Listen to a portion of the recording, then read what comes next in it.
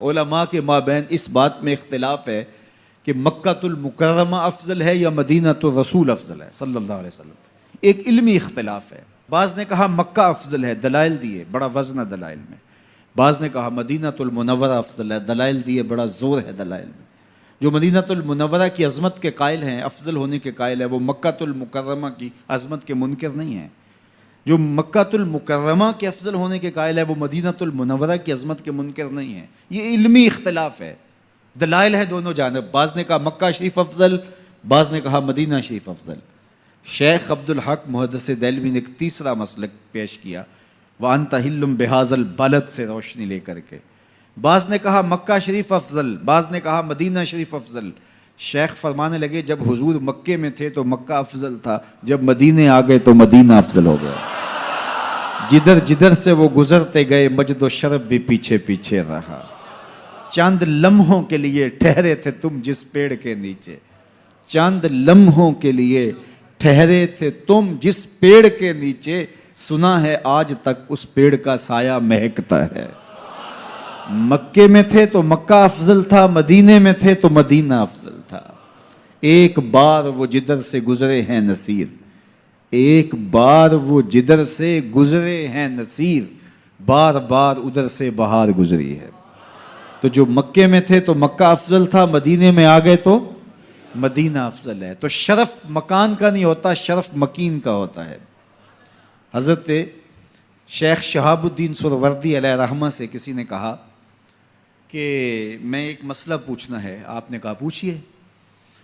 کہا کہ اس کائنات میں سب سے افضل جگہ کون سی ہے؟ تو شیخ نے فرمایا بیٹا وہی جگہ جہاں حضور تشریف فرما ہیں.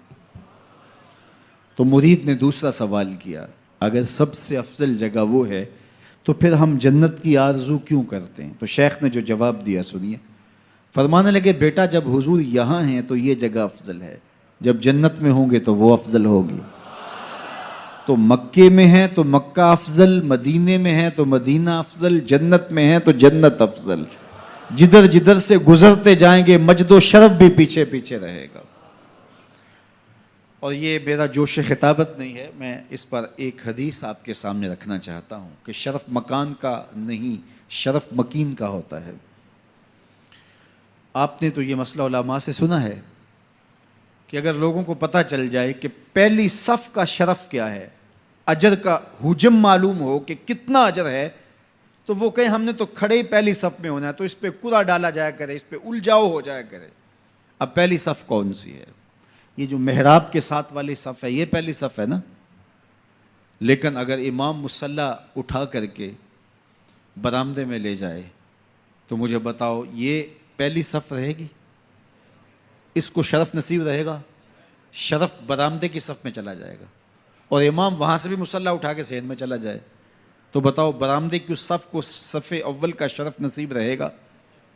تو یار صدیاں گزرنے کے بعد میرے جیسا امام مصلی یہاں رکھے تو شرف یہاں ہو، مصلی وہاں رکھے تو شرف وہاں ہو، مصلی برآمدے میں ڈال لے تو شرف برآمدے میں ہو، مصلی چھت پہ لے جائے تو شرف چھت پہ ہو، مصلی صحن میں رکھے تو شرف صحن میں ہو.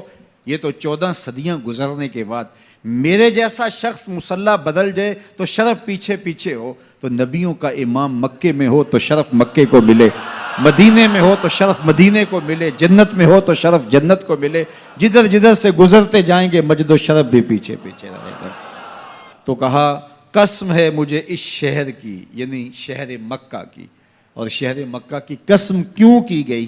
کہا محبوب اس شہر میں تو جو رہتا ہے، اس شہر کی گلیوں نے تیرے قدم جو چومے ہیں، اس شہر کی ہواؤں نے تیرے سانسوں کی مہک جو سونگھی ہے، تیرے انفاس کی مہک پھیلی ہے شہر کے کوچہ و بازار میں، اس لیے مجھے قسم کے محبوب یہاں تو رہتا ہے. یہاں کعبہ ہے، مقام ابراہیم ہے، چاہے زمزم ہے، عزتوں کے مقام اپنی جگہ پہ معتبر، لیکن محبوب مجھے قسم اس لیے کہ یہاں تو جو رہتا ہے.